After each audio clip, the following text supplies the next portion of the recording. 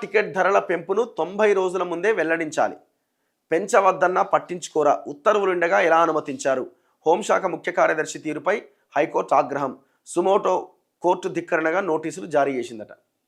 Cinema టికెట్ల ధరలను 90 రోజుల ముందే చెప్పాలా అంటే ఏం చెప్తున్నారు?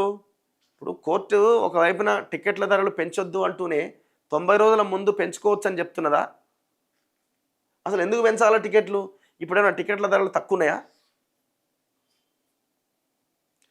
అసలు ఈ కోర్టు ఎప్పుడైతే టికెట్ల ధరలు పెంచొద్దు అని చెప్పిందో పిసుక్కుంటున్నారు సినిమా వాళ్ళు అయితే మొత్తం. ఎందుకంటే వీళ్ళు టికెట్లు జనాల రక్తం తాగకపోతే రెమ్యునరేషన్ పెరగదు కదా. జనాల రక్తం ఎంత తాగితే ఆ హీరోది, డైరెక్టర్ది, ఆర్టిస్టుల రెమ్యునరేషన్ అంత పెరుగుతుంది. కోర్టు ఇంత చెప్పినా కూడా మళ్ళీ ఆ మన శంకర వరప్రసాద్ చిరంజీవి సినిమాకు మళ్ళీ టికెట్ల రేట్లు పెంచిరట. సినిమా టికెట్ ధరల పెంపు వ్యవహారంలో రాష్ట్ర హోంశాఖ ముఖ్య కార్యదర్శి తీరుపైన హైకోర్టు మంగళవారం ఆగ్రహం వ్యక్తం చేసింది. భవిష్యత్తులో టికెట్ ధరలు పెంచరాదంటూ స్పష్టమైన ఆదేశాలు ఉన్నప్పటికీ మనశంకర వరప్రసాద్ గారు సినిమా విషయంలో ఎలా అనుమతించారు అని నిలదీసింది. రాజాసాబ్తో పాటు ఈ సినిమాకు కూడా ఒకే రోజు టికెట్ ధరల పెంపుకు అనుమతిస్తూ మెమో జారీ చేసినప్పుడు ఆ విషయాన్ని కోర్టు దృష్టికి ఎందుకు తీసుకురాలేదు అని ప్రశ్నించింది.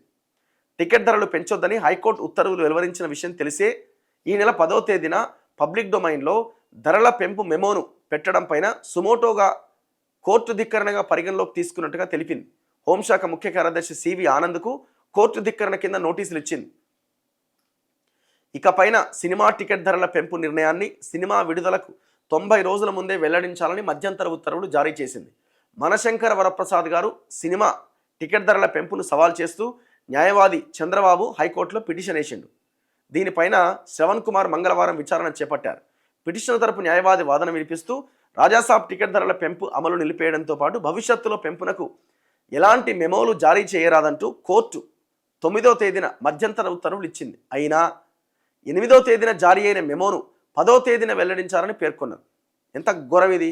ముందు రోజు డేట్ వేసి అది రిలీజ్ చేసి పడేసారు.